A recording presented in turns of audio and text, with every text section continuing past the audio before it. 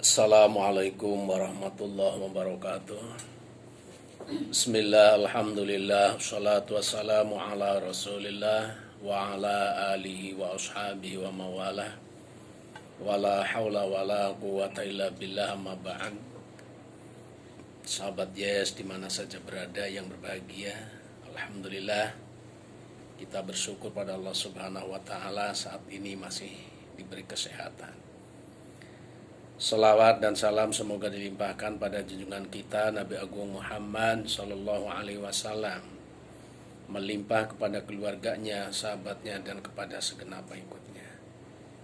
Sahabat Yes yang berbahagia, baiklah sore hari ini masih membicarakan masalah sholat, bahwa sholat dalam rukun Islam itu adalah urutan yang kedua. Ini dalam urutannya, pertama syahadat, kedua sholat. Sholat tersebut merupakan rukun daripada Islam. Ini rukun. Rukun itu sesuatu yang bisa menegakkan Islam. Rukun Islam berarti cagak atau sesuatu yang bisa menegakkan Islam. Karena Islam tanpa adanya sholat berarti Islam tersebut akan runtuh. Apabila seseorang mengakui sebagai orang Islam, tapi meninggalkan sholat, sama juga orang tersebut merobohkan agama. Dalam hadis disebutkan, as-sholatu imaduddin. Sholat adalah tiang agama. Berarti, andai kata sholat diibaratkan tiang, agama diibaratkan bangunan. Keduanya itu, bangunan bisa berdiri, bisa kokoh apabila dicagak, dan apabila tidak ada cagaknya berarti agama tersebut akan roboh. Selanjutnya hadis tersebut, faman aqamaha faqad aqamaddin, barang siapa yang menegakkan sholat berarti orang tersebut menegakkan agama. Faman tarokaha faqad hadamaddin, barang siapa yang meninggalkan sholat berarti merobohkan agama. Maka daripada itu di sini sholat merupakan rukun Islam yang kedua. Namun pada prakteknya, pada urutannya di sini, hakikatnya sholat adalah merupakan ibadah yang paling penting di antara ibadah-ibadah yang lain. Bukan berarti di sini menyampingkan atau mengecilkan bahkan menyepelekan terhadap ibadah yang lain, itu bukan. Maksudnya di antara beberapa ibadah yang paling diutamakan, yang akan menjadi tolak ukur ibadah yang lain itu adalah sholat. Karena dalam sebuah hadis disebutkan gini, awalu ma yuhasabu bihil abdu yaumal qiyamah, pertama kali manusia akan dihisab besok di hari kiamat, as-sholah, yaitu amal sholat. Yang pertama kali manusia akan ditanya, akan dimintai pertanggungjawabannya besok di akhirat, itu adalah amal sholat. Bagaimana sholatmu? Penuhkah atau bolong-bolongkah ketika kamu di dunia melakukan sholatnya?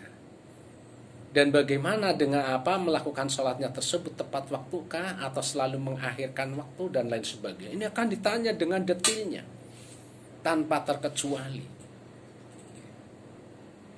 Jadi ditanyakan perihal sholat. Pertama ditanyakan dilakukan atau ditinggalkan sholat tersebut.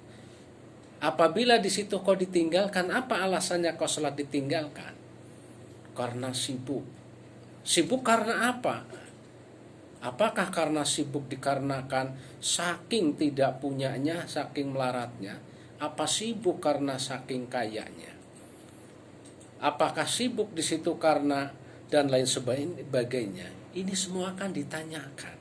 Yang semuanya itu ternyata tidak ada alasan bagi seseorang untuk meninggalkan sholat. Sesibuk apapun, sesusah apapun, tidak boleh meninggalkan sholat.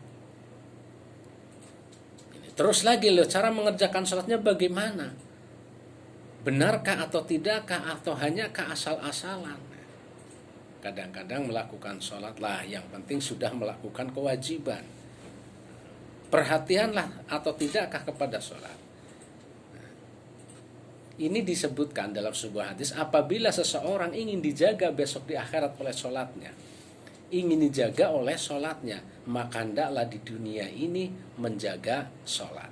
Bahkan sholat besok di akhirat akan menjadi tameng, akan melindungi kepada si pelakunya. Andai kata ketika di dunia orang tersebut rajin, perhatian terhadap sholat, sudah waktunya, sudah menjelang waktu sholat, kegiatan dihentikan, persiapan untuk beribadah melakukan sholat. Dan cara melakukan sholat pun dengan baik, berpakaian dengan rapi, juga yang pantas, karena kita mau menghadap pada Allah Subhanahu wa Ta'ala. Ya, memang secara hukum fikih, asalkan sudah menetapi syarat rukunnya sholat, ya sholat sah.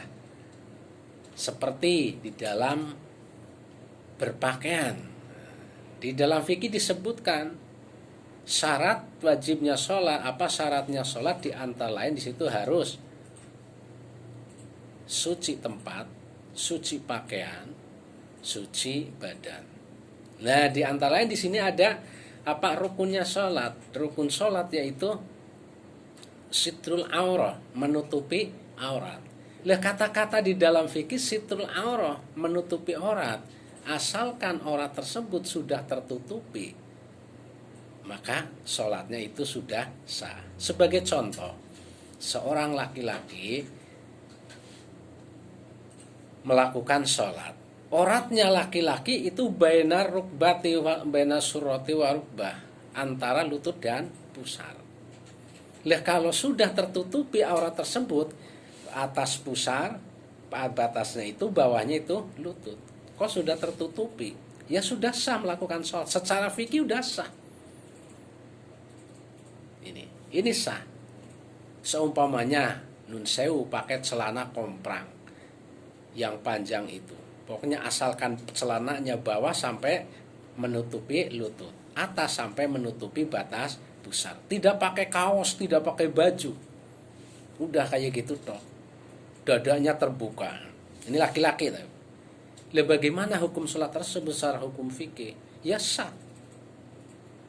Namun permasalahannya dilihat dari sisi akhlak. Pertanyaannya, orang sholat seperti itu berpakaiannya kira-kira pantas apa tidak?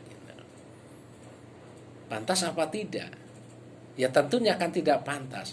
Lah, ketika kita mau menghadap kepada sesama manusia saja, sesama makhluk Allah, mungkin kita mau bertamu kepada tetangga, kita mau berkepentingan mungkin dengan atasan kita, kita pun berpakaian dengan rapi, dengan sopan.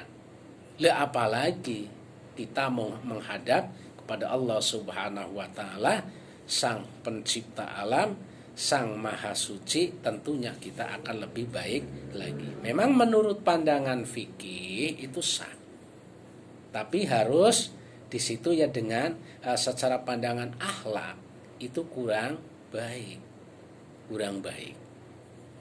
Iya, kalau kita melihat fikih lah, yang penting kan sudah menutupi aurat, berarti sudah menutupi syarat, sholatnya sudah sah. Yang penting kan hatinya, ya benar.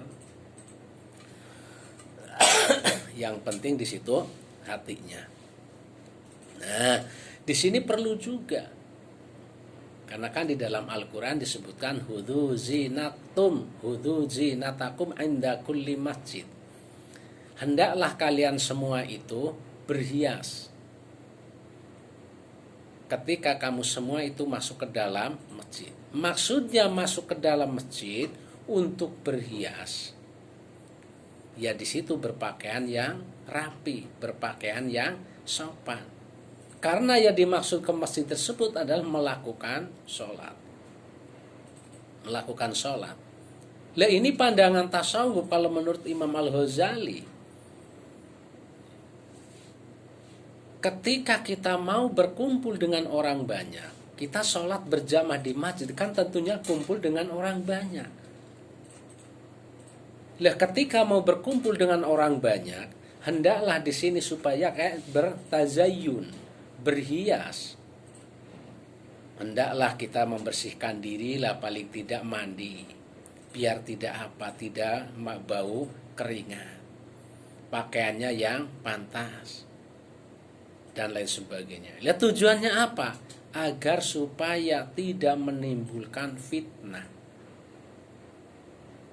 Supaya tidak menimbulkan fitnah. Contoh, ketika kita mau sholat berjamaah di masjid dengan banyak orang, badannya bau, sehingga di situ kumpul dengan orang banyak, yakin di kanan kiri kita, sebelah kita itu tidak akan nyaman. Tidak akan nyaman. Karena apa? Dengan bau seseorang tersebut, mungkin bau keringat dan lain sebagainya. Akhirnya apa? Terjadilah di kanan kiri kita, di depan kita, itu menggunjing. Istilahnya itu ngerasani. Jangan salahkan yang ada di kanan kiri, yang ada di depan di belakang, itu kalau di situ menggunjing, membicarakan seseorang yang tidak nyaman, yang tidak menjadikan nyaman tersebut, ini kan dosa. Jangan salahkan dosanya orang tersebut itu dikarenakan seseorang masuk ke masjid tidak membersihkan diri walaupun suci. Lah inilah pandangan tasawuf menurut Imam Al-Ghazali itu demikian. Hendaklah kita masuk ke dalam masjid, kita dengan berhias, berpakaian yang rapi, berpakaian yang rajin, syukur-syukur dengan memakai pewangi. Kita mau menghadap pada Allah Subhanahu wa Ta'ala. Itu secara lahir. Karena kita menghadap dengan Allah, bukan berarti kita di situ pamer terhadap sama manusia, itu bukan. Tapi tujuannya kita mau menghadap kepada sang pencipta, tentunya dengan akhlak yang merendah diri. Maka di dalam takbir tersebut ketika sudah iqamah, seseorang menghadap kiblat, mempersiapkan diri, posisinya dengan kanan kiri sudah rapi, barisannya sudah lurus, ditata, barulah takbiratul ihram, Allahu Akbar. Apa artinya? Ketika seseorang sudah mengucapkan Allahu Akbar, artinya Allah Maha Besar. Lah ketika seseorang sudah sholat melakukan takbiratul ihram, yang ada di dalam hati, yang ada dalam pikiran, yang ada dalam lisan, hanyalah kebesaran Allah. Siapapun orangnya, apapun jabatannya, berapapun kekayaannya, ketika sedang sholat Allahu Akbar, maka kecil dirinya di hadapan Allah Subhanahu wa Ta'ala. Karena yang maha besar, yang maha agung, yang maha kaya, yang maha kuasa hanyalah Allah Subhanahu wa Ta'ala. Itulah sebagian dari hikmah sholat.